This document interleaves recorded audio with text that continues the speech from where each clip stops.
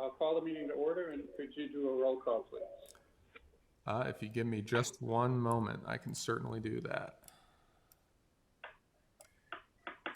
I was prepared for many things, but I did not have my list of commissioners handy.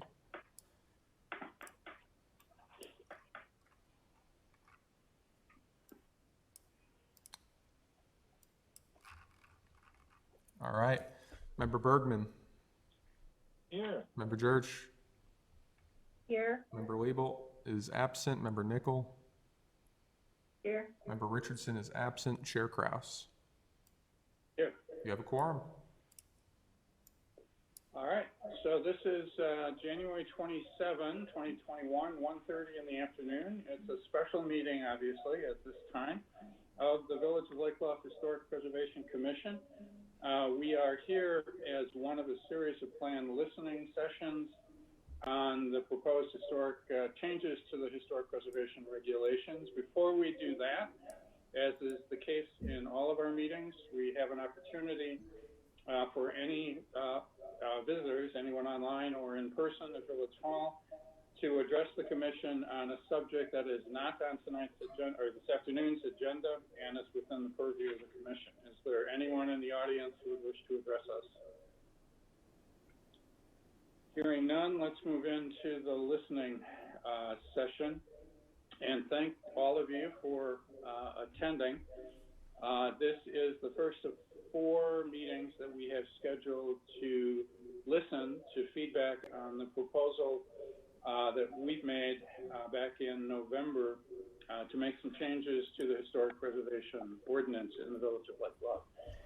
As a result of our initial presentation, we, the village, the HPC and the village board and the village administrative staff received a number of comments on the proposal, and I've summarized those into really 4 specific buckets. One are a set of financial concerns, primarily related to either the economic burden on the property holder or resale value, property and resale value, which is, I think, important to the group that's on the phone right now. So financial concerns are one piece, administrative concerns are another. Some of the comments were around questioning whether there is a need for the ordinance at all, questioning whether these are too restrictive, and really asking the question of what problem are we trying to solve, which I'll address, I think, in a second. There were also a series of individual perspectives, philosophical perspectives around the ordinance changes itself, and then a number of very specific concerns that we'll get to in a moment. So 55 comments were received in writing, probably 7 or 8 individuals who attended the variety of meetings. Those are all wrapped up in a document that's available. It's called Comments on Proposed Historic Preservation Ordinance. So what we did in response, especially in response to the why are we doing this, what's the imperative to do this now, rather than go back through the specific individual items that we're looking to get feedback on, we're proposing changes to, we decided to instead approach a philosophical discussion that related to the goals of historic preservation. Why are we looking to do this? So this, as I said, is the first of 4 meetings. There are topics for each. This is the topic around real estate.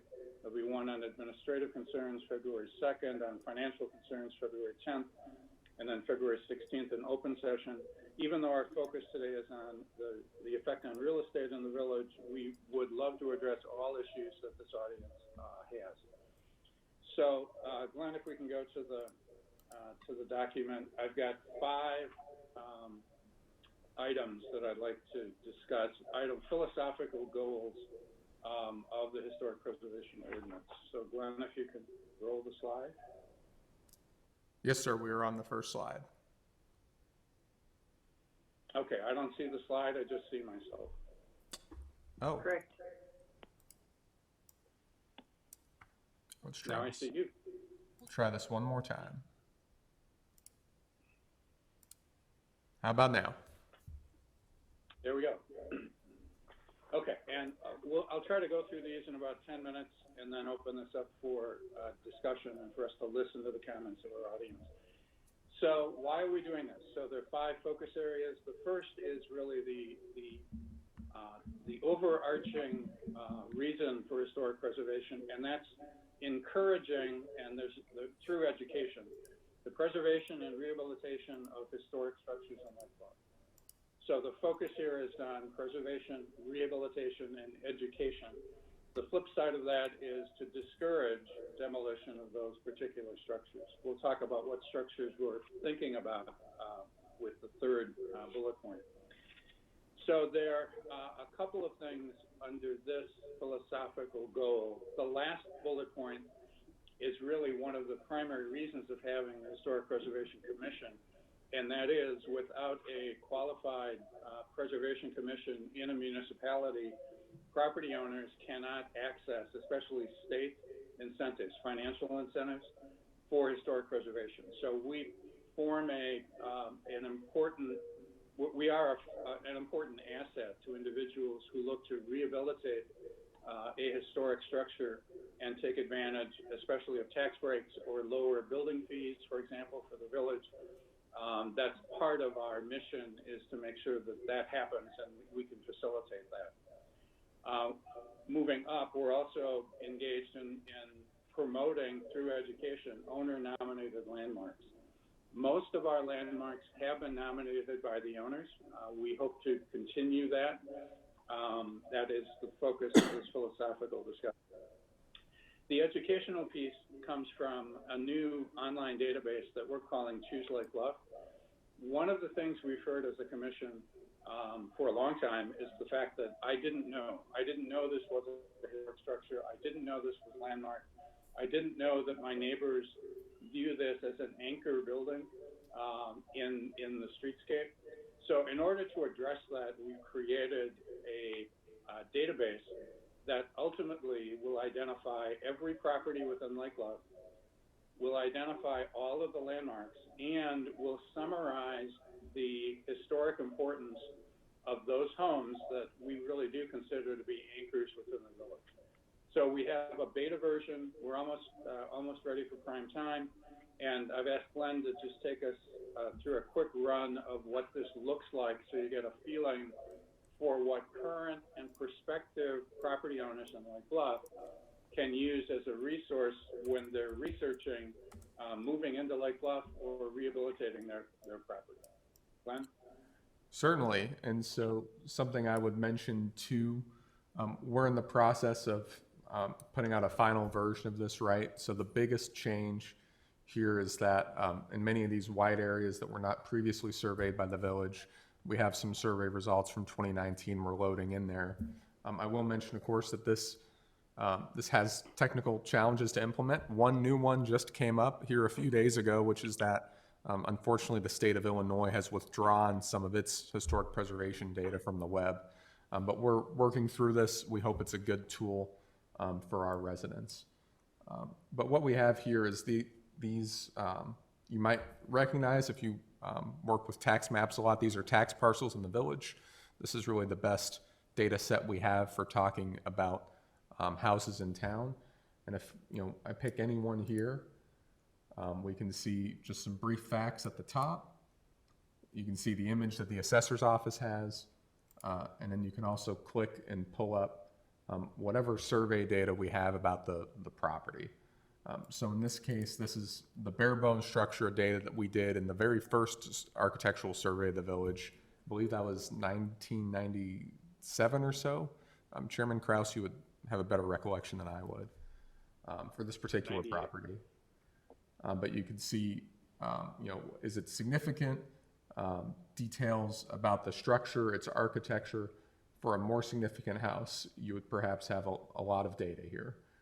But there are a lot of houses in town that are, notable or somewhat significant, but don't have the background, aren't designated as landmarks or such, to really collect a whole lot of background.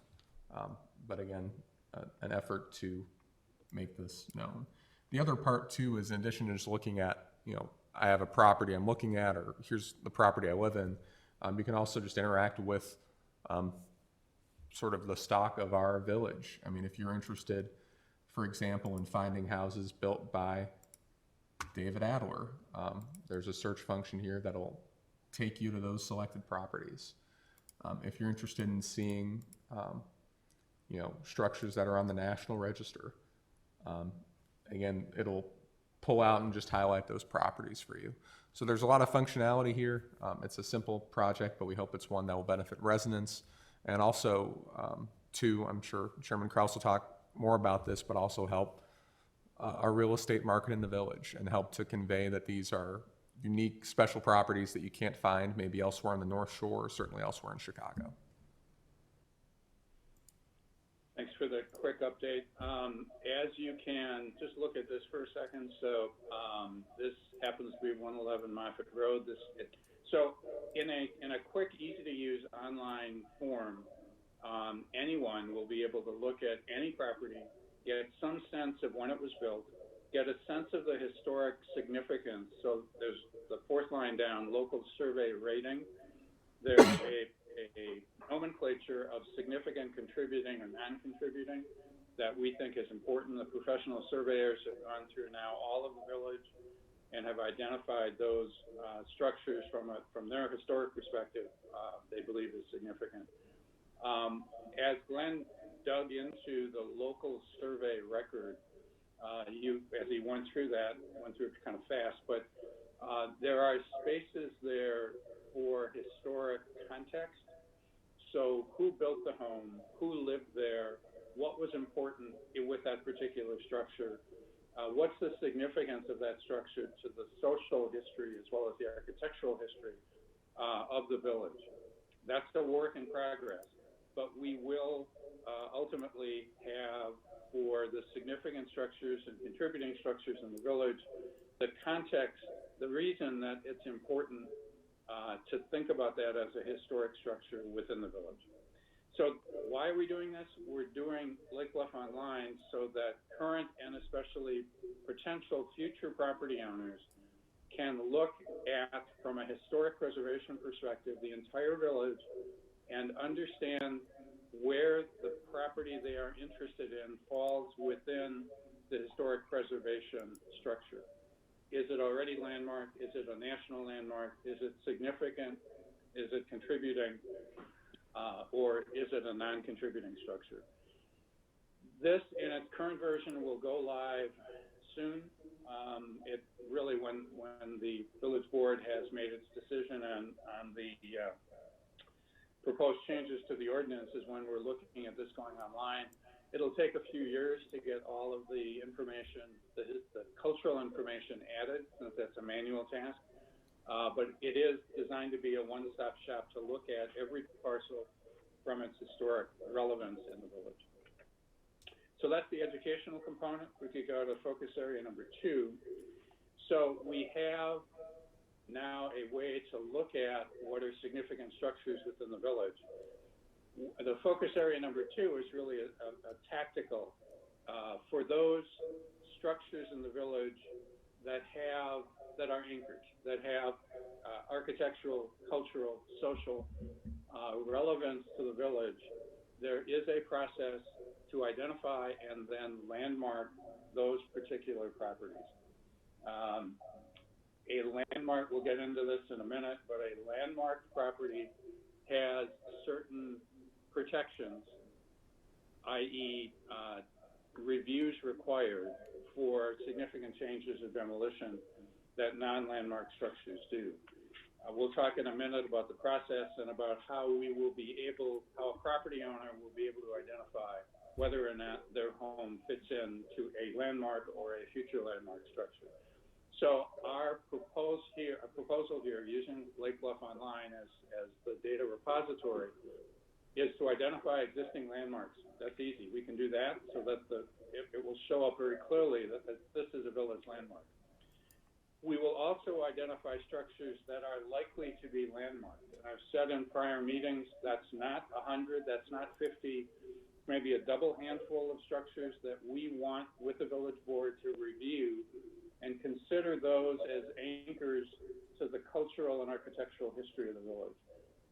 In an effort to promote clarity, especially in the real estate market, it'll take us 3 years to complete the landmarking process in the village, but we are prepared to identify those structures that are on our, top 20 list, so that property owners or future property owners will understand that this is a significant structure and that there's a potential for landmarking in the next couple of years. At the end of 3 years, we hope to have this process complete, so that there is, and we've heard this, especially from the real estate community, that there needs to be certainty in landmark designation. What is, what isn't, and for what is, what could potentially happen, which is focus area number 3. So why are we looking at designating landmarks?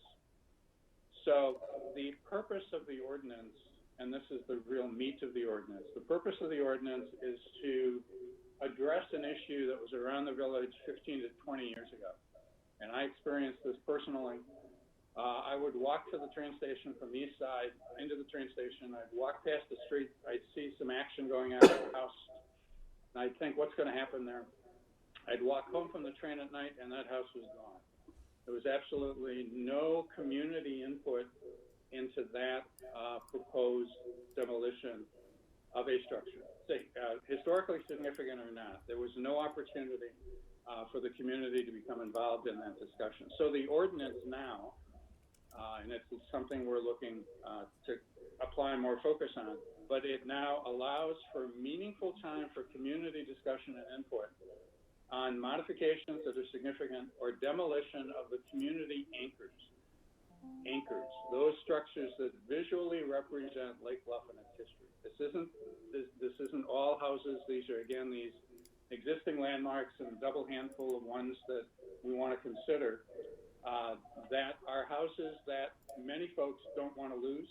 They don't want to lose them because of what they signify, because of how they fit and define the streetscape of the village.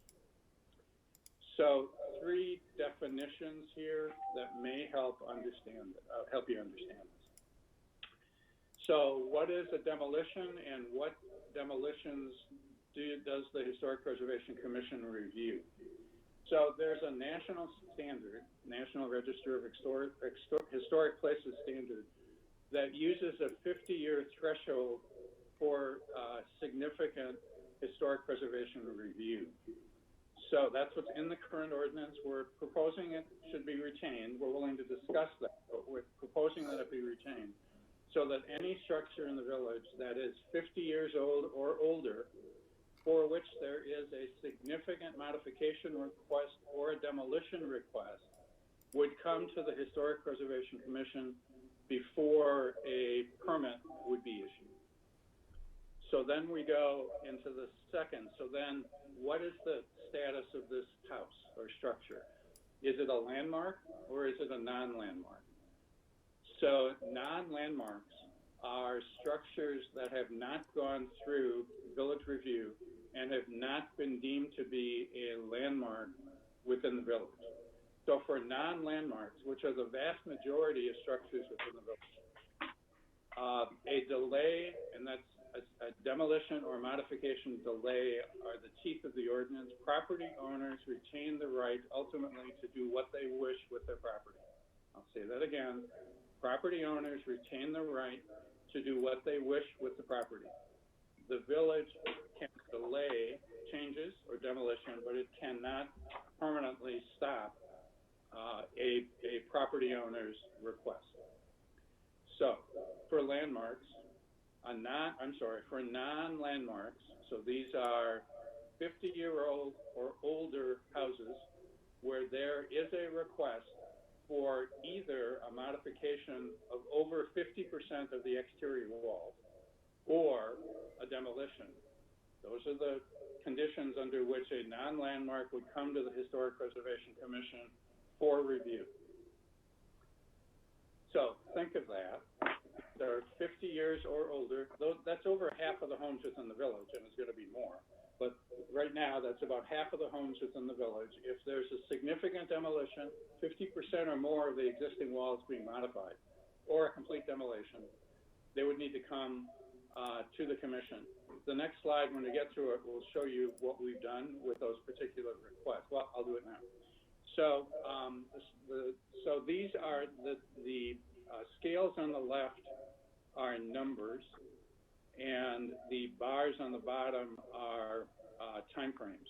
So the idea here is how long has the Historic Preservation Commission delayed a demolition or a modification to an existing structure. If you look, the slide on the left, 2005 to present, so that's the entire history of the Historic Preservation Commission, including some very contentious demolition requests early on in the history of the HPC. The majority of those requests were approved within one meeting, less than 35 days. A portion of them took 2 meetings to review, and a portion of them, about, I don't know, a third or so, took at least 3 meetings to have a resolution. Resolution either is the approval of the moving to the demolition or significant alteration request, or a negotiated change with the property owner. If you look on the right, we have, over the last couple of years, focused on streamlining the process. So this is from 2017 to the present. Of 19 reviews, primarily demolition reviews, 16 of them have been approved in one meeting. So we feel good about that, so that a home that met the threshold, 50-year plus, more than 50% alteration or full demolition, 16 of those took about a month in the building process without further review. 3 of them took additional time. One of those, I think that was in here, was the Keck and Keck house. That was part of a very long discussion. So I go back to the other slide if you could. So one of the things we're trying to do for those non-landmark structures is to make this a very quick process. Non-landmarks, we're proposing that the village can delay for up to 180 days a significant alteration or a demolition. Again, that's for meaningful community input. Now, landmarks are a different story. Landmarks are structures that have gone through village review. The HPC and the village board have made a decision to identify this structure as a landmark. HPC would have had a couple of meetings with village input. So if we have a request for a demolition or a significant alteration to a landmark, then the situation is different, because what we're really looking to do is to have an extensive period of time to really discuss the property owner, with the property owner, what their vision of that particular structure is. If it's an alteration, how does it fit within the streetscape? How does it change the landmark characteristics? If it's a demolition, frankly, having a conversation about what alternatives are there to demolishing an anchor within the community. So the proposal request suggests that demolition requests only for landmarks. There are 27 landmarks now, and if you think of another double handful in 3 years, so maybe 35, 40, 45 maximum. We're recommending a delay of up to 365 days to give appropriate time for community input on this significant change to one of the anchors that's been identified in the community. So that's focus area number 3. Now, if we can go to focus area number 4, this is very specifically around minimizing procedural delays. So even though we've done a pretty good job since 2017 of making these fast, we want to make them even faster. So for those, now let's think for a minute, and there's a lot of places in the village that are hitting the 50-year timeline. The terraces, for example, are all in were developed around 50 years ago, portions of the east side, the northern portions of the east side, and other areas are hitting the 50-year threshold. So we're going to see more potential reviews. We want to simplify that process. We want to minimize procedural delays. I would like to see that less than one meeting. I'd like to see if we can develop a process that would allow property owners to get the opinion of the HPC around whether there'll be a delay of their structure to get that done within 30 days. So there's procedural delays to minimize is one of our focus areas.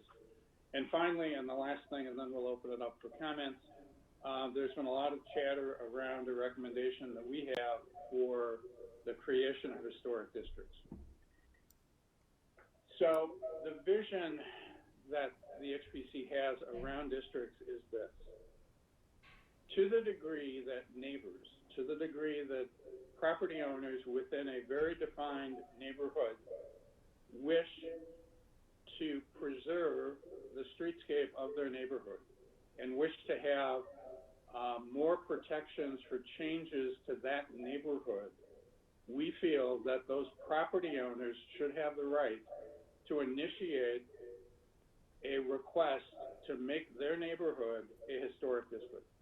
That's really the basis of this. It's not the village, it's not the HPC mandating that all of a sudden there's a historic district that's involved. There's been discussion about doing that, frankly, in some parts of the village. But this proposal suggests that property owners should have the right to initiate, if they wish, a historic nomination process. There's also been chatter around the voting procedure that was in the proposed ordinance. We're happy to have discussions with that, but I think it's more important to have the philosophical discussion of whether property owners who are of like mind and are in a neighborhood wish to preserve a portion of that neighborhood. So that's our fifth focus area.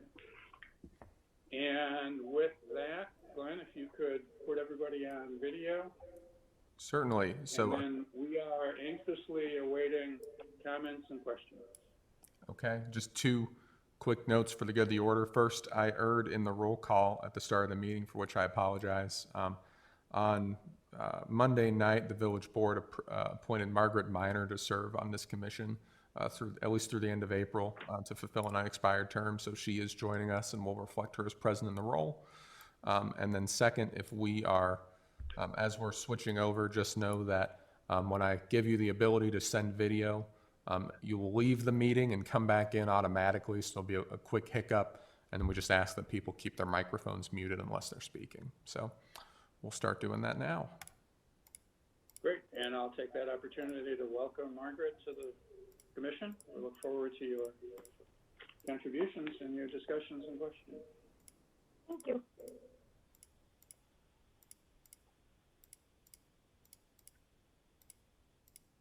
Margaret, I'm glad you were able to join us too. I know we weren't sure if this first one would work. Yeah, I am too. A few people have been texting me during this call. What do we say to property owners who feel their ownership is their right? So the neighbors in the village may have a voice in what they do, but not a vote. And see that this up to 1 year delay could be punitive to them. Good, absolutely. Great question to ask. Couple of thoughts. So whoever asked that question has the facts right. That if from the 365-day delay, but remember that only applies to landmarks. So only after the village has gone through a process, either already has or will in the next few years, gone through a process that has identified that structure as an anchor, subject to landmarking, those are the only properties that would be subject to the 365-day delay. So that's one. Second, I would hope that having a transparent process, that identifying in advance those properties that may be subject to landmarking, and certainly identifying those that are currently subject to landmarking, will take the uncertainty out of that process. So we want to let those property owners who are not landmarked and are not on the potential landmark list, to give them a sense of certainty over what they will have to do if they were looking for a significant modification or demolition. So that's number two. Number three, I guess, we are encouraging rehabilitation. So to the degree that a landmark property owner or the property owner of a landmark wishes to update their home, we're all for that. We're hoping that that is done in the context of the historic nature of the property. And most folks in historic structures readily understand what that structure is, what its meaning is to the village, and are looking for more thoughts and discussion around what their alteration may look like. So I think I'll leave it at that. Ownership is the right of the property owner. For those properties that are landmarked, there is a potential of a 365-day delay. For those property owners that are not landmarked, where the property is more than 50 years old, where they're looking to do a complete demolition or a 50% modification, there is the potential for a 180-day delay, but we're looking to streamline that process so that the vast majority, 90%, can be through the historic preservation process in less than 30 days. And by the way, HPC members, if you have additional comments, please pipe up.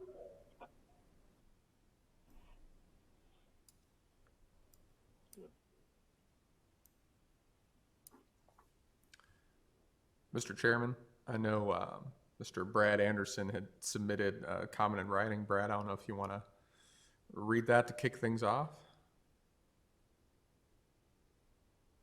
Unfortunately, we can't hear you, sir.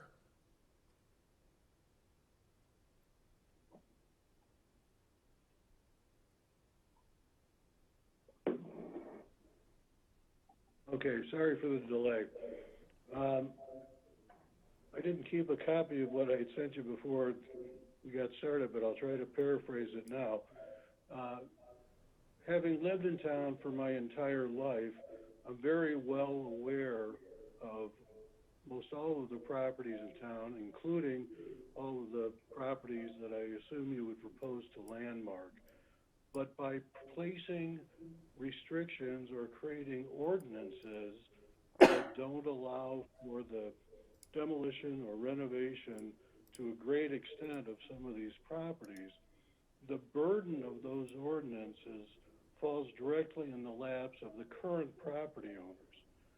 And so my question is asking, how does the HPC and the village feel about enacting an ordinance that will necessarily reduce values for many of these homeowners? Okay, so there's a couple of ways to go about that. Let me address probably the most contentious thing that you said, Brad, which is your last clause, which is your statement that this will reduce property values for the owner. There certainly is research that suggests that historic preservation has a negative impact on property values. There is also a body of research that suggests that historic preservation increases property values over time. That is certainly a subject of academic debate. And I think it's important to recognize that there are 2 points of view here. The Historic Preservation Commission is of the view that preservation done right will, in the long term, enhance the overall beauty and character of the village and will tend to drive property values up. Not that a new home will drive property values down. New structures certainly add to the economic base of the village. And we don't want to discourage rehabilitation. We don't want to discourage appropriate, even tear downs and new construction. What we want to do is limit the impact on property owners by quickly and appropriately identifying those properties that are landmarks or subject to be landmarks, and apply that potential delay, 365 delay, potentially maximum again, to those particular structures. So I understand that portion of the question very well. Secondly, by pre-identifying landmarks or proposed landmarks openly through Choose Lake Bluff and through other means, we hope that new property owners who want to live in Lake Bluff, who want a new structure, will either recognize that there's a potential delay in building their home, or look to other available properties in the village if they're attracted to Lake Bluff for all of the other attributes of Lake Bluff, and make their investment without respect to the potential landmark status that could be identified. So we want people to come into this with their eyes open, so they're not surprised when they want to build their home that there's an administrative or procedural delay that the village is, quote unquote, imposing on them because they purchased a house and want to demolish it. We want people to make that decision with their eyes open. Thank you. I do agree in the theory that by preserving historic landmark structures within Lake Bluff, it definitely enhances the character and the lifestyle that people are looking for in Lake Bluff for other property owners. And I don't think there's any question that the mix of housing we have in Lake Bluff provides for an incredible ambiance. But it's the specific homeowners whose homes are burdened that are negatively affected in the short term. Perhaps, in the next 50 years, that value will be recouped. But, it's those individuals that I'm concerned about. Sure. Let me, and I'm concerned about them too. I mean, the individuals that take on a historic home, those of us that have done that, it is pricey. It's a costly thing to do. To take one of these 100-plus-year-old homes that hasn't been significantly rehabbed and turn it into a livable, 21st century structure is a lot of work, a lot of money, but a lot of people have passion to do it, to be doing it. So let me do it this way, Brad. In my view, individuals who are in a landmark structure or who look to buy a landmark structure and want to upgrade it and maintain it, we will work with them within the landmark framework, because that's exactly what we want. We want landmarks to be the crown jewels, the anchors of the community. We want them livable with 21st century standards. We want to facilitate the rehabilitation of those structures, and I will do, and I know my commission will do everything we can to facilitate that, those changes. For a property owner who wishes to demolish a landmark structure, that's a different discussion. They're landmarks because many folks in the village believe that they shouldn't be demolished, believe that they should be retained as anchors of Lake Bluff's past. And I believe personally that a delay for community input and discussion of alternatives is appropriate in those situations. Again, we're not talking about hundreds of homes. We're talking about a double handful of new structures that aren't already landmarks. Thank you. Can I add a comment to that? Sure. So far, when people have come back to the commission, they're living in a landmarked house, and they've come back to the commission because they want to renovate their house. The commission has kind of gone out of its way to make this a non-adversarial process. And we have a couple of houses where people have come back and said, in one case, they wanted to move the front door of their house. They were going downstate and getting the tax freeze on their property values and going through a rather extensive interior remodeling. And we made it a point to make that a collegial process and work with them, and ended up also working with the state with their recommendations that they came in also. So I don't know that it's necessarily a burden for the people who are into a landmarked house and into being in an old house and rehabilitating an old house. So I don't know that's necessarily a burden to go through the process. Yeah, it's probably perceived as a burden for those individuals who wish to do something, especially those who want a brand new house in, what we consider to be a historic structure. I know we have 15 or 20 people on the call. Do we have some other questions or comments or asks? This is Margaret Miner again. For the some dialogue is happening on text. For the homes that you mentioned that you say a double handful that you've identified, can they be landmarked without the homeowner's willingness to participate? Good question. The current ordinance allows for landmarking without the owner's consent. While that is not our objective, while we want to work cooperatively with the property owners, we feel that in this situation where there's a landmark village anchor, so that double handful, that if we just can't come to a cooperative agreement, which I hope we never do, but we would in those situations recommend that the village board consider landmarking. The HPC doesn't landmark, the village board does. So the HPC is a recommending body, but we would recommend, as we have in the past, landmark designation for some sort.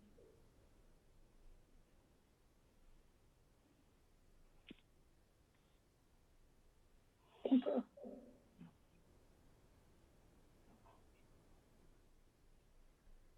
Okay, Deb Fisher, I'll jump in and just ask a question in terms of, was there any discussion about just trying to, in a sense, publicize that Lake Bluff has a lot of historic homes, and if you're looking for that kind of environment, consider moving here, as opposed to putting more, what I do kind of feel to be somewhat handcuffs, perceived handcuffs. I think my perception of my role as a realtor is that I never really am dealing with reality. I'm always dealing with perception.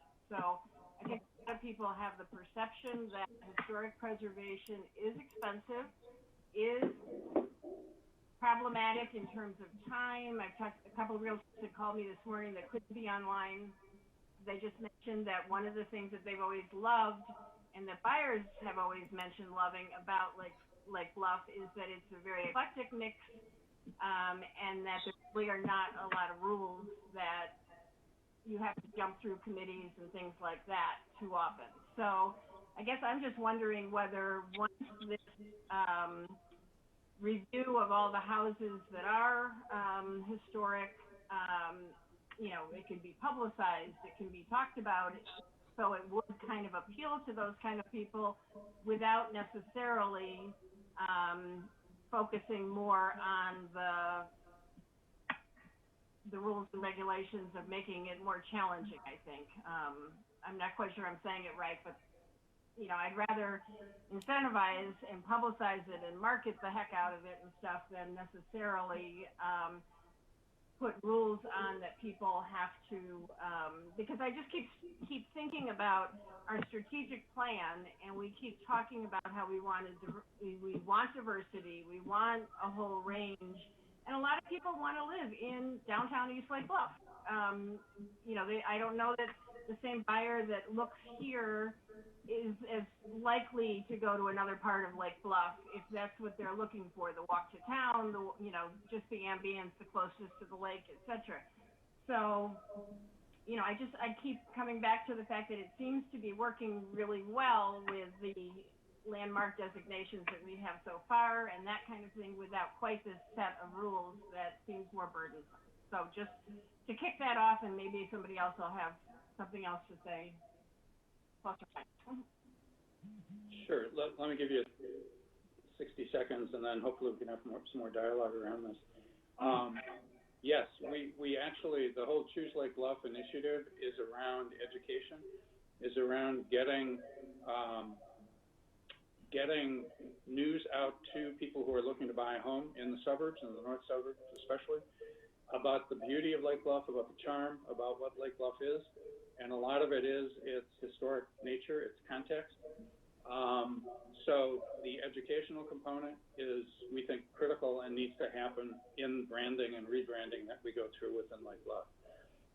What we're also trying to do is to minimize the uncertainty so that the vast majority of structures would not be subject to this landmark review process, and those that are or may be will be identified in advance so that property owners and real estate agents, the agents of those potential owners, will know in advance that if this is a structure you're looking at, just be aware that the village has determined that's one of the anchors, one of the streetscape anchors within the village.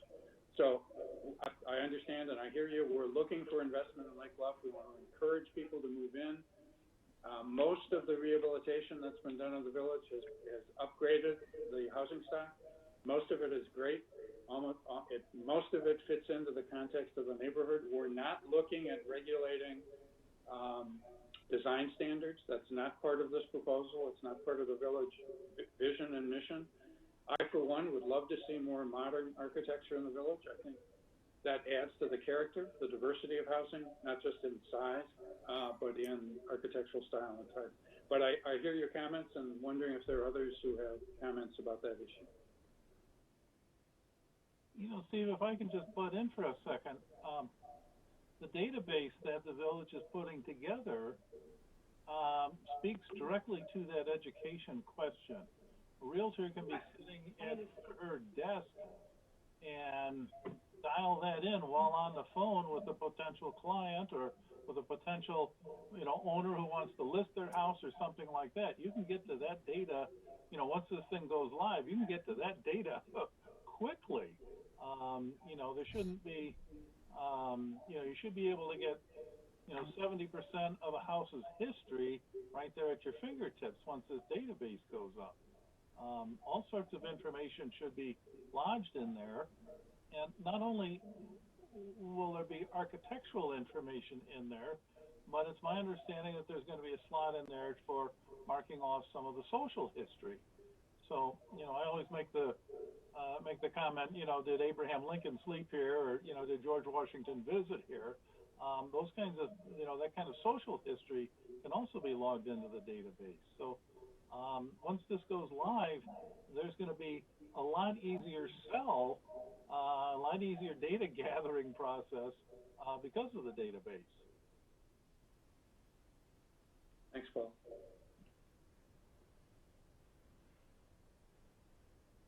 Hi, this is Gary Andrews. I wanted to agree with what Deb said. It's really important about perception. In my experience working with a lot of the young people and the millennials who have been a lot of our recent buyers, especially in 2020, when you say the word historic, they just see dollar signs. And I think we have to be really careful with putting handcuffs or designations on the homes that people aren't consenting to. With what Brad said, I think you could really affect the value of some of these homes. You said you'll work with the buyers for their renovation plans and or demolition, but it's getting to the point of getting a property sold when you have all these new regulations, restrictions, whatever we want to call them. And I'm afraid in some ways that people are going to shy away from, when you say this is an anchor home in the community, I think that's going to scare people to not even attempt to move forward if it's too heavy-handed. I understand historic preservation. I've lived here 30 years. It's the most wonderful place in the world to live, but we have to be careful we have to balance it. And I totally agree with what, Brad said about people's values. We have to be concerned about that. That's all. Thank you. If anchor is the wrong term from a marketing perspective for the real estate community, let's talk about that. If that scares people, let's talk about that. But from personally, from my perspective, what the education I think would be such that it would attract people who are interested in a historic home. We want to make sure we don't lose that segment of the marketplace, people who are looking just for this community, just for an old house to fix up. Those are the folks that we don't want to discourage by the process. So again, I understand the perspective, but again, we're trying to add certainty and clarity by limiting the number of structures that would be subject to the longer delay, but still allowing community input for older structures that meet the criteria. Hi, this is Annie Lenski. I just wanted to add a comment. I am a realtor. I've lived here my entire life as well. And a couple of, the buyers that I've been working with over the last year, it's interesting. I had a call from a new prospect coming from California, and one of the things they specifically said is, we want to be sure that we're working with someone who's familiar with the area. If there's a historic preservation district, if there's a historic district, we want to know about it. Not from a positive standpoint. And then somebody else that came from New York, we sold them a historic home in East Lake Bluff. It had a preservation award, and they said if that had been a historic district or historic regulations, we absolutely would not have bought it. So I'm hearing a lot of feedback from people, not on the positives, that they are definitely seeing it more as handcuffs. And I do agree with what all the other realtors have said. I think you're going to have a negative impact on the values for these homes. I think that delaying it for a year, people want to get in, they want to live here, they're concerned about timing in terms of renovation. I don't know. I worry about it, and I love this community, and I think everybody here wants the best for Lake Bluff, and we just have to find a way to do it in such a way that we continue to encourage people to live here and not shy away from it. We finally have a surge. We've had record sales in the last year. It's so great to see these houses and see the revitalization. I'd hate to put a damper on that and stop the progress that we have. So would we. We want to encourage the rehabilitation and new property ownership. That's the lifeblood of the village,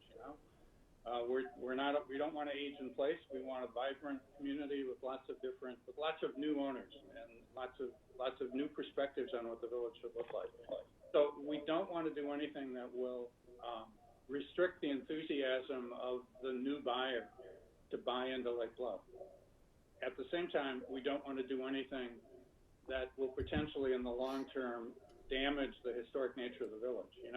There's a balancing point here, and we're hoping that we've found the sweet spot with landmarking a limited number of well-publicized structures. And we should talk more about districts, but of having a district that is voluntary on the part of property owners, and communicating the values of Lake Bluff in a way that doesn't put off anybody, that it encourages all people to move into the village. Steve, can I ask one question before I get off? Sure. And I had mentioned this, I believe, at the last meeting or the last regular meeting you had. You have set this timeline of anything 50 years old or older in a community with lots of houses that were built around the turn of the last century, and those are a lot of the houses that people point to. 50 years as an arbitrary timeline seems much too recent to me. To put the entire terraces in a category of historic homes seems arbitrary, and I think it's going beyond even what the commission is hoping to accomplish. Yeah, we've talked a lot about that, and I, for one, would like some creative conversation around what's the right trigger. So 50 years is a trigger for review. What is the right trigger? We need some. Let me just address that. I'm in a master's degree program at Boston Architectural College for historic preservation. And so you take on the whole concept of preservation just head on when you join a master's class. The 50-year rule is a series of compromises from across the world. The original preservation time frame was established in England at 100 years. And so you couldn't landmark a property unless it was 100 years old in England. England found that that time period was far, far too long for the goals that they were trying to accomplish under preservation. So at that point, the United States in 1966 adopted the 50-year rule. And then from there, England then went and adopted a 30-year rule. And then the argument then comes forward to today's time frame that a lot of preservation organizations in the United States are beginning to argue that the 50-year time frame in the United States is arbitrary, and it is arbitrarily too long. And so they want to shorten the time frame from 50 years in the United States to 30 years to follow the English rule, and that's so that they can begin absorbing the mid-century modern houses and the other newer houses and newer house styles that are coming on. So at the moment, you're putting your finger right on a very strong argument that's going on not only in the United States, but also across preservation efforts across the world. And so the 50-year rule in some ways seems a little too long for some people, and it is certainly far longer than the 30-year rule that's in place in England. So I can offer you that great global overview if you'd like. So I would counter that by saying in 1966 and the 50 years preceding, there was a lot more substantial, interesting architecture in the 1920s and 1930s than there were in the 1950s or 1960s, which are now in play today. So I think that, I honestly could care less about what England has done or what a trend is nationally and internationally might have going on. I'm very much concerned with how we address the residents within our own community. sure. And so what we've tried to do, so we talked about the 50 years. If we eliminate the 50 years, what do we make it? And what do we potentially miss?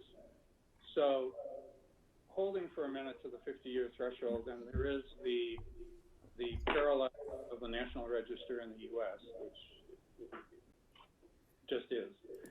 What we've tried to do is to put certainty to the process. So if there is a 50-year trigger, and if a structure is not landmarked or subject to landmarking, we commit to having a less than 30-day, primarily administrative review of demolitions to those particular structures. We want to proceed with them fast. We want to get to a building permit fast.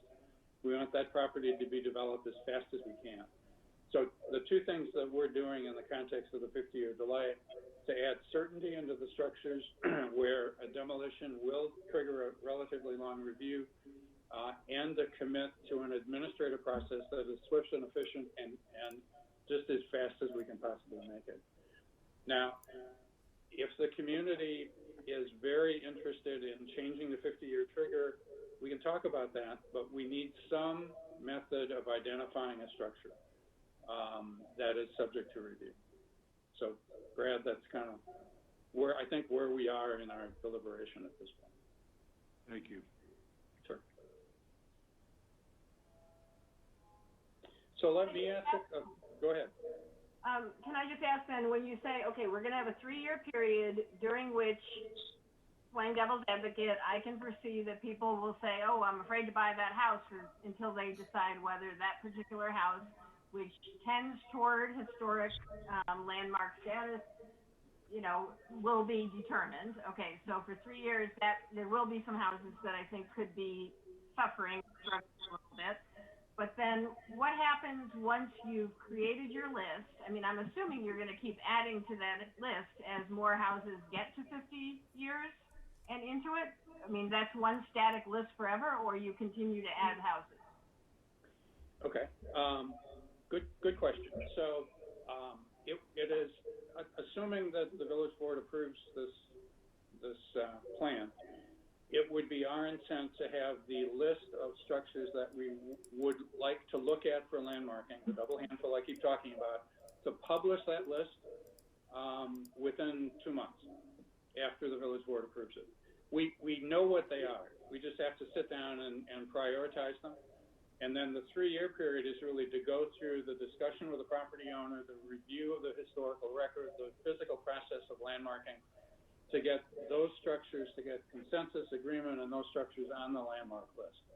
So while a 3-year process seems like a long time, the identification of those structures, the certainty of the potential delay, we will be a lot faster than that.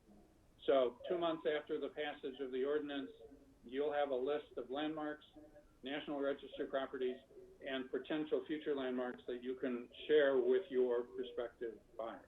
So hopefully that certainty will be helpful. What happens in the future is a very interesting question. As perceptions of architectural value or social value change, there may be a time when other structures would be identified as potential landmark. The perception of that happening in the near term is pretty remote. I mean, we've done a lot of work in looking at Lake Bluff. We feel very confident that within the physical confines of Lake Bluff, we can identify the structures that, as of today, should be landmarked. Future village boards may direct the Historic Preservation Commission to reopen that. I'd suggest that's a village board decision, not an HPC decision. But that is an open question as to will this, it certainly won't be an annual process. It won't be a frequent process, but at some point in the future, 50 years from now, 30 years from now, 20 years from now, as situations change, there may be a need to revisit that list. There also may be a reason to take some structures off of the list if there have been alterations that modified the structure so that it no longer serves the landmark purpose. Steve, will you notify the property owners on your short list before this goes to the village board for a vote so they can be prepared for it? We could. I mean, we hadn't intended to do that. We had intended the process to be discussion with the community, village board discussion and hopeful approval, and then dialogue with the property owners. Think about, I mean, it would add time to the process, to the procedure. If there's I guess, why do you ask? So that. Well, I think it's only fair if someone's house is going to be landmarked that they're made aware of it before the process is already decided. I'm gathering from your comments already today that 50 years isn't something that's likely going to be changed, though I'll try to make a case at a later date in favor of changing it. But especially for those property owners most affected, I think it's incumbent upon the village to give them a heads up of what's coming, so they're not taken by surprise and they can prepare themselves for the change. Okay, that's a good comment. That's something we'll need to talk about with the village board if they want us to go through that process in advance. Remember, it's a list of potential, so not all would make the landmark process, but we'll certainly take that under consideration. It's a good comment. Thank you. And I'd like to suggest, go along with what Brad's saying, because we're talking that people who are buying into the community would have the chance to potentially know that in advance. Well, I think it's incumbent upon, so the people that are on that list didn't have that chance, I guess is what I'm saying. They bought something not knowing it was going to be landmarked, and potentially, it would be nice to at least get their opinions, I would think, of how they feel about it. Yeah. Again, it's something to think about. By the way, the majority of landmarks were property owner initiated. So the existing landmarks, most of them were initiated by the property owner. And frankly, that's what we would intend to have happen. My vision for this, if the ordinance would be approved, if this procedure would be put in place, one of the first things that we would do as a commission is talk to each of those potential landmark property owners and gauge their comfort with the landmark designation and give them what are the positives, what are the potential negatives for preservation. So we'll have to take that under consideration. It's a good suggestion. Hey, Steve, to that point. We've also done that in the past. I mean, we've had a couple of cycles with the Preservation Commission where we've gone out and solicited homeowners in the village, and it's typically, I haven't compared any of the lists, but we keep talking about the double handful list. These are houses we've been looking at for ages, and I think we've gone through at least 2 cycles of writing to some of those, writing to all of those homeowners and telling them that we think they live in a very special house and inviting them to come before us and landmark their houses. And when we've done that in the past, I think we've sent out 25 or 30 letters and generally gotten 1 or 2 people who have agreed and landmarked their houses. So, part of that process has already occurred in the past. So, just so everybody's aware that, we have gone through that earlier. The advantage of that would be that those property owners would know specifically what both the advantages and perceived disadvantages of landmark status would be. So I'm not opposed to that. I think I would have just done it after, but we can consider doing it before. See what the village board has to say. There was someone else who had a comment? I start. Go ahead. Go ahead. This is Margaret Miner again. Question regarding that. So you had stated in the original proposal that after 5 years, it would be voluntary, that only homeowners would initiate that landmarking process. And it just sounds like historically that's been the case as well. What is the driving problem that requires it to be involuntary or potentially involuntary for that double handful? Okay, so the 5-year commitment was a different issue. Okay. So that was to correct what we perceive to be a problem with the ordinance now, in that under the current regulations, a new buyer or an existing buyer who wants to demolish or significantly change a structure and has a request for a demolition permit already at the village, the landmark process could continue even in the face of a demolition permit. So what our original proposal said, that within 5 years, that would now be 3, after the village has had a chance to landmark the structures it wants to landmark, after that period of time, once a demolition permit has been requested, there would be an agreement to not go through the historic preservation process. So that's where the 5-year that's where that 5-year commitment came from. Our intent, again, is to have property owners voluntarily landmark their home. One of the things that we should remember is that we don't want to limit the number of property owners who wish to landmark their property. If the property owners are not on this list, the anchors within the community, there's still lots of structures within the village that contribute to the ambiance of the village. And if the property owner voluntarily wants to landmark their property, we would heartily agree and go through the process with them. So we don't want to preclude that. What we're really talking about is trying to limit the number to a manageable number that would, we think, preserve those anchors in the community that preservationists in the village that our residents, our neighbors, some of them feel need to be preserved. So why not make it just voluntary for that handful? Why not make it just voluntary for that handful? Because in the view of the Historic Preservation Commission, the anchors need to be preserved. That without the anchors, we potentially lose, if all the anchors are gone, we potentially lose the historic context of the village, and the village would be less for it.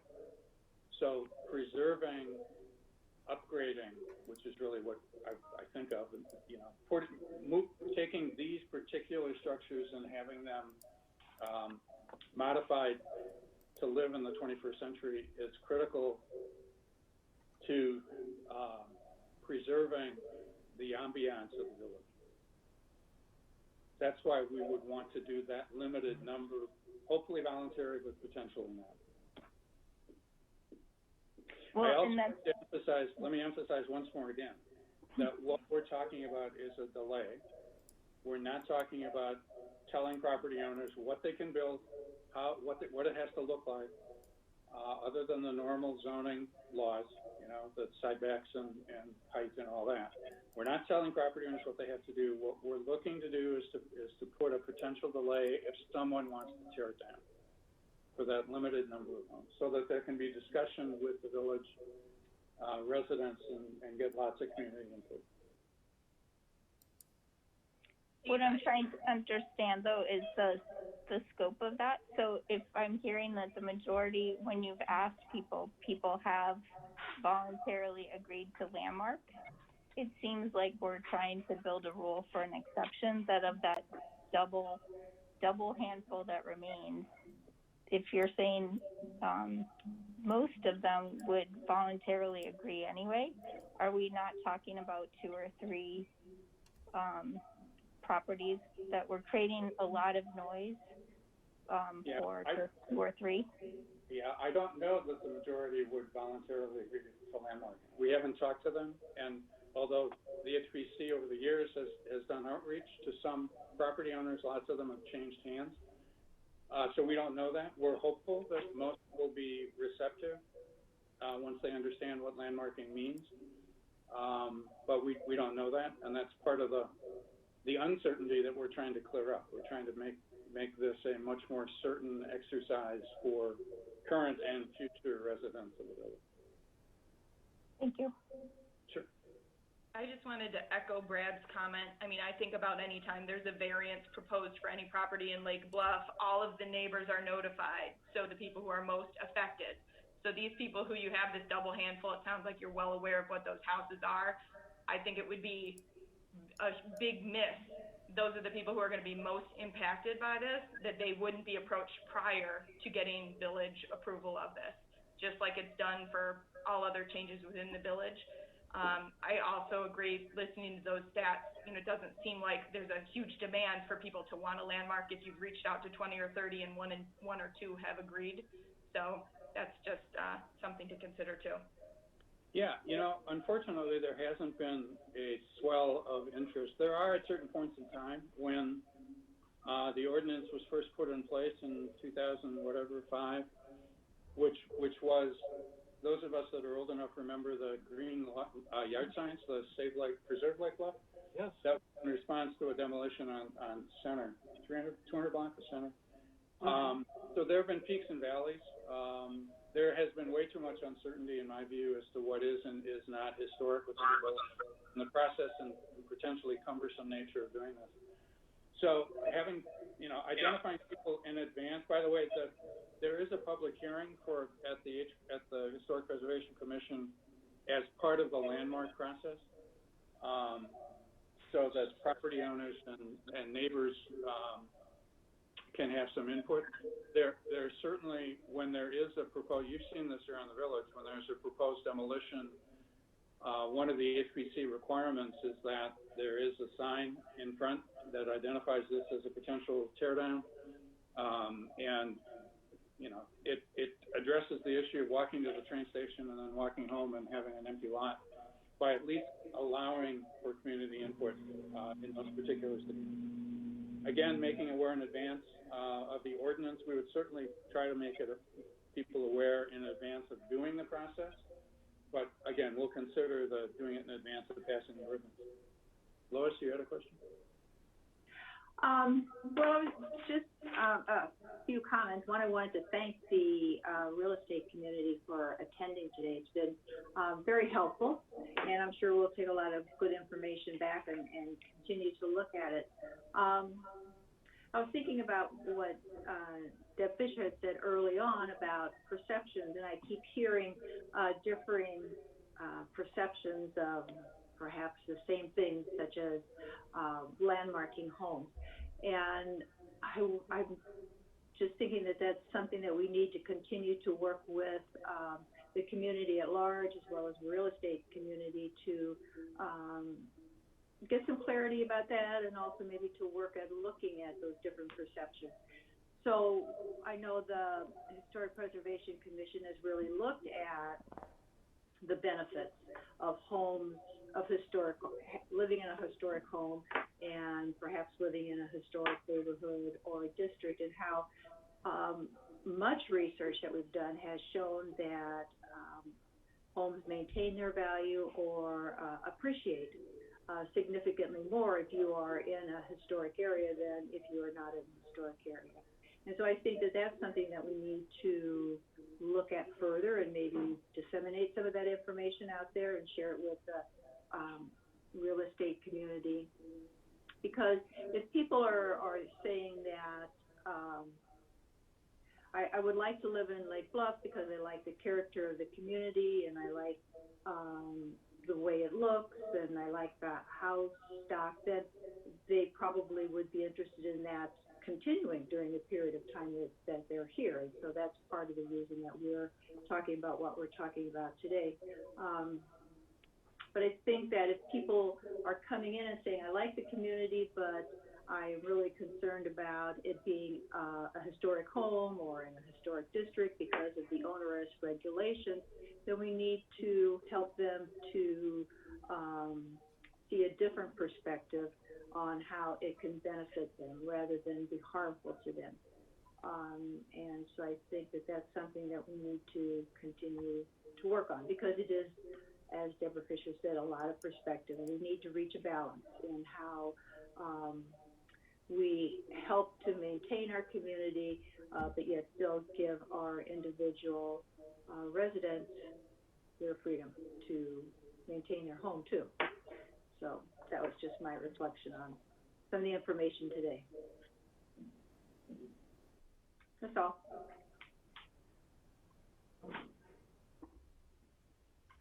Let me, there were a couple of comments from the first round that let me comment on. A number of folks were asking why there can't be incentives rather than restrictions for preservation. And there are a number of financial incentives available, the most important of which is a real estate tax freeze, so the assessed value of a property under certain circumstances that is deemed to be historic and covered under the Historic Preservation Ordinance. There is the potential for a property tax freeze that lasts 7 years, I think, which for some could be a significant incentive. The village also either waives or significantly reduces permits and fees for modifications or changes to structures for preservation initiative. So there are some financial incentives that are not huge. The tax freeze might be the biggest, but we're always looking for ways to incent preservation rather than simply relying on restrictions. Let me address the tax freeze just for a second so that everybody in this group hears it. The tax freeze, you go through the state of Illinois State Historic Preservation Office for their authorization. You have to comply with the National Historic Register standards for renovations and alterations. Typically, the threshold level is 25% of the value of a house. Now, in Lake Bluff, you might say, well, 25% of the value of a house seems like a lot, but if you're putting a brand new kitchen in a house, you can get to 25% of the value of a house pretty darn quickly. Once you establish that level, the tax freeze that goes into effect freezes your property taxes at the level from where you started for 8 years. So you don't get any property tax increases for 8 years based on the change that you've theoretically made in the value of your house. Then the property tax steps up by 25% for the next 4 years. So you get what the tax break is referred to as 8 plus 4. So you get 8 years of tax break, and then in the 9th year it steps up by 25%, then 25%, 25%. At the end of the 12th year, then you're back at the normal assessed value of your property. And so if you're going to freeze the value of your property, in some cases you're going to take a 25% tax hike off your tax bill. And so if you take your tax bill and multiply it by 25%, you're going to save that amount of money on the taxes. In many cases, that can be a substantial amount of money over the 8 plus 4 years. So I just wanted people to hear that process that's out there. Mr. Chairman, if I could. Go ahead.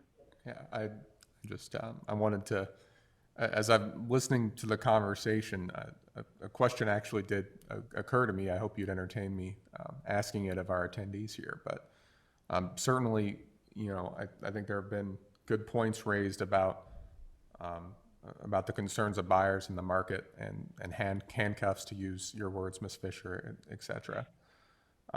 Certainly in our research, I think it looks like much of the North Shore has similar rules. I guess I'm curious, and this is just a straight question of curiosity, no loaded question here. What is, I guess, two questions. One, what is the difference, I suppose? And then two, if I would think the buyer that looks at Lake Bluff is a North Shore buyer, if you would. And I guess if they're concerned about historic preservation here, I'm curious where you would expect they would go to buy a house, if that makes sense.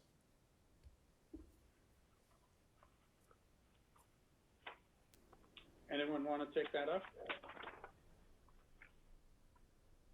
So, your real estate community is a valuable asset for the commission, because you are dealing with real live buyers. You're hearing, and what you shared with us is very helpful. What they're saying, what they're perceiving. Can you help us more in identifying how they feel about Lake Bluff versus some of the other places that they're looking at? Are they attracted here because we have fewer restrictions, or are they attracted here because of the ambiance of the village, for example? Well, if I can jump in, Patty Corolla called me this morning because she couldn't be here, and I think obviously they're watching Other One or whatever, but she said, if the opportunity came out, could I present for her thought that buyers look to Lake Bluff because of lack of restrictions? She actually said exactly that, Steve, in terms of you can find older houses here, you can find charming houses and that kind of thing. So if they want to work with them, they definitely can. And yet they also like the eclectic, and they certainly like the eclectic mix, she said, but they also like the fact that there are not rules and regulations similar to some of the other communities on the North Shore. Certainly Lake Forest has a historic district, anything east of Sheridan Road. Those do tend to be burdensome for some people in the perception of the buyers that she and I have both worked with, or she mentioned that one too. So that's one perspective. Hopefully somebody else has something. Great.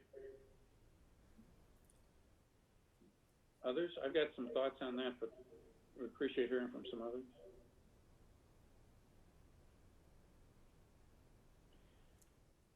Okay, hearing none, I'll give you a couple of thoughts. in my view, who I would love to see interested in Lake Bluff, moving into Lake Bluff, are individuals who, just as Deb said, they like Lake Bluff because of the character of Lake Bluff, and they're looking at a historic home, an older home on the east side or on the west side, and they're looking to maintain and preserve that home. I mean, that to me is the perfect buyer. Whether they, as I did, bought a house and took 20 years to actually do the renovation we had wanted to do, or whether they have the resources to buy a house and fix it up and do what they want to do right away. But that's the ultimate goal, is that we upgrade our housing stock, but keep the bones of of those houses, the historic bones of those houses, the streetscape, if you would. Keep that as much as we can as a recognizable symbol of what Lake Bluff is. To me, that's the ideal buyer. We don't want those people going someplace else because they perceive there's an onerous administrative process here. So I guess I absolutely agree with that comment, that we want to simplify the process of home buying. We want to attract the people who are coming to Lake Bluff because they appreciate its character, and they're looking to do what they can with their dream house to make it as livable as possible, but still retain the character that attracted them in the first place. I agree wholeheartedly with that. Okay, I have a question for the group. I'm looking at some of the comments that came in and some of the comments today. The historic district question has come up quite a bit. I'd like some more conversation about why people won't look at a home that is in a historic district. I think I understand, but I'd like a little more definition around that. And then what the perception of this group is on a district being initiated only by property owners. So the property owners would by themselves agree to a higher standard for their neighborhood. So I appreciate any thoughts on those two issues.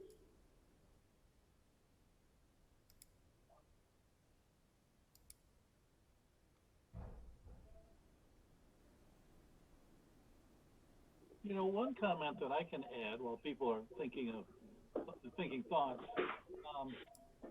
This is again from taking too much schooling here, but there are over 200,000 National Historic Register districts in the United States. And so you're getting to the point now where it's probably getting pretty close to impossible to move into any historic community in the country, and certainly any historic community up and down the North Shore, where you're not going to run into a historic district of some sort. You're probably going to run into far more National Historic Register districts than you will local Historic Register districts. But the historic districts are becoming just a matter of fact, just a matter of life in any of the older communities you go to. Lake Forest has 4 or 5 historic districts. Highland Park has 4, I think. Glencoe has several. Kenilworth is one of the outstanding communities that doesn't have historic districts. So I think I'm very curious to hear realtors' comments also about the refusals or the hesitation to get involved in a historic register district.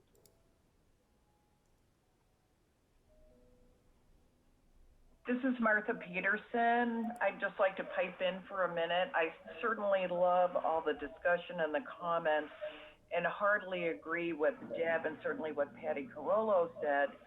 I think the willingness, especially this year, of people to come from the city this far north, where they used to stop off in Winnetka, Wilmette, to have the ease of getting downtown.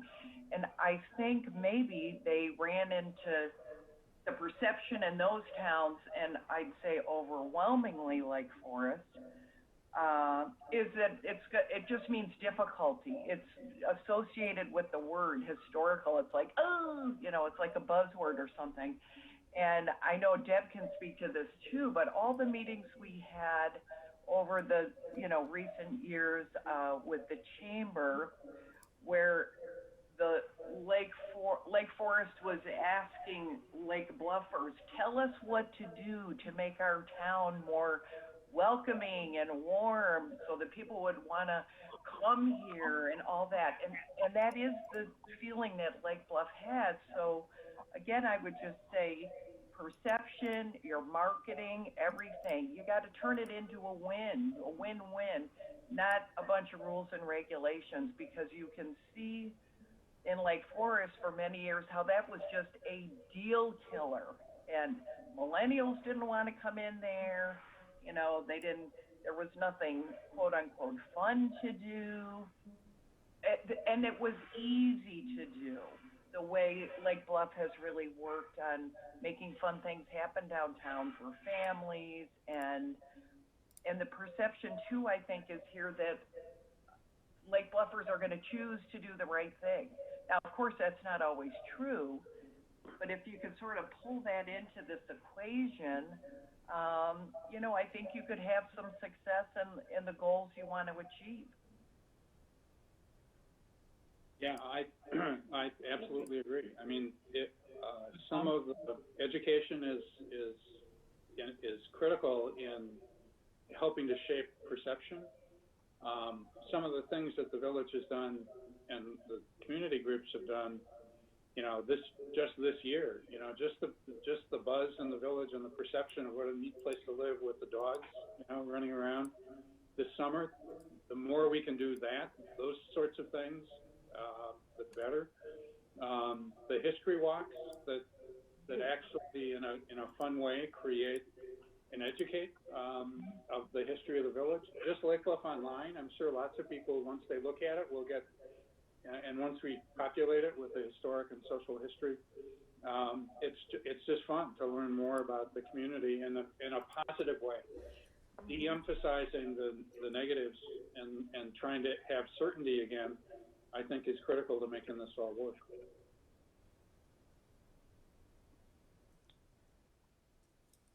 We've been, what time is it? We've been doing this for an hour and a half. Do we have other comments from the group?